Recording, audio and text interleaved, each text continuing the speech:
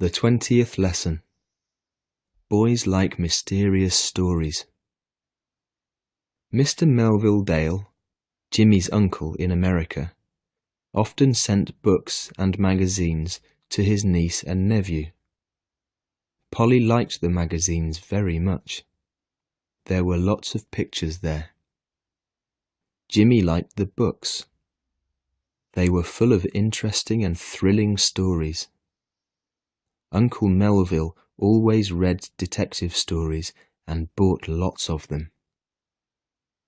All the boys in the neighbourhood liked them, as well as Jimmy, Sam and Hugh, and they knew almost all of them by heart. Their favourite writer was Conan Doyle, who wrote about his friend Sherlock Holmes, a famous detective.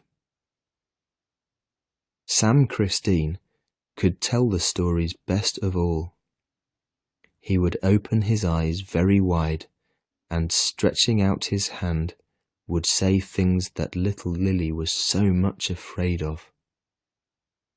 Lily could not take her eyes off Sam's face, though it was dark under the trees, and she saw only his white teeth. She trembled and moved nearer to Jimmy.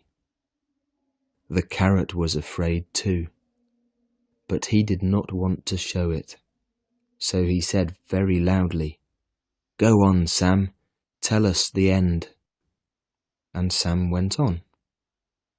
But once, when Sam was telling one of his stories, a strange boy joined the children.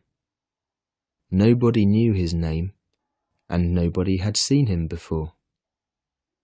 The new boy said that he did not like Sam's stories.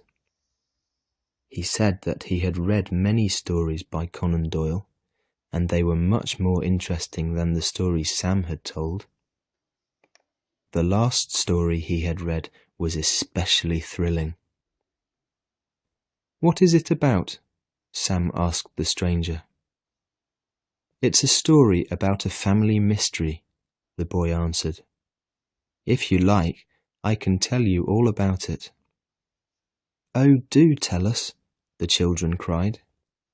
"No, I can't now. It's very late and I must go home." "Where do you live?" Sam and Hugh asked.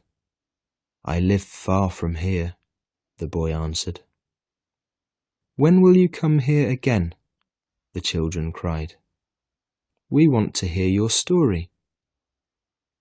"I'll come here in 2 or 3 days, the boy said, and ran away without telling them his name. 4 or 5 days had passed before the new boy reappeared among the children again. He looked very mysterious. He was holding something under his arm. "What have you got under your arm?" Jimmy asked. "Where have you been all this time?" Hugh asked. "Why didn't you come sooner?" Sam asked.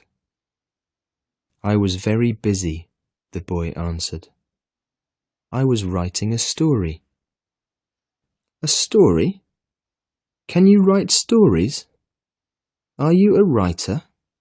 the children shouted, jumping around him. "Well, I don't know whether I am a writer or not, but still I've written a thrilling story. Here it is," the boy said, and showed them his parcel. The children surrounded the new writer, their eyes and mouths wide open. "Shall I read it right now?" the boy asked. "Yes, yes, read it now. We are all waiting," the children shouted. "No, no," Hugh cried. "Wait a bit. Let us go to our garden. There is a very quiet spot there where nobody will bother us." "Let's go," the children cried. In a few minutes, all of them were sitting under some big bushes in the farthest end of Hugh's garden. "Shall I begin?" the new boy asked. "Do, begin. We are ready," Hugh said. And the boy began reading his story. It was a very interesting story, and everybody listened to it with great attention. At last, the new boy stopped reading. "Is that all?" Jimmy asked. "No, it's only the end of the first chapter," the boy answered. "When will you come again?" Sam asked. "I don't know. I must write my second chapter. I think I'll finish it in 5 or 6 days," the boy answered. "Will you tell us your name?" Hugh asked. "No, I won't. Writers never tell their real names," the boy said. "What may we call you then?" the children asked. "You must have some name." "You may call me the Mysterious Stranger," the boy said, and disappeared behind the garden wall.